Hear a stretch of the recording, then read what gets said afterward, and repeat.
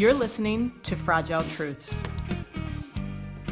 This podcast series arranges conversations with researchers and practitioners and questions some of the fundamental assumptions underpinning current security and rule of law policies. Recognize when working on programming that you need to take all governance actors into account, and it's not sufficient to stick to formal governance actors alone. And what do you think is the most important takeaway from the research that policymakers as myself really need to act on? Creating fora for open dialogue can have such a great impact, because when you create an atmosphere where people feel that they can safely speak up and speak out, then that really can change the balance of power in that given moment at least.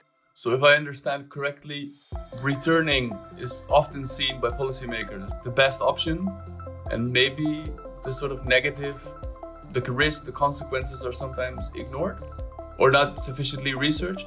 Unfortunately, not often refugees themselves are involved in decision making. They're often consulted at best about such issues, even though they often know themselves best how to deal with the situation. As we find out, what is often assumed as a fact or a solid truth can sometimes crack under scrutiny. This podcast is about recognizing when those policy foundations, those truths, may be fragile.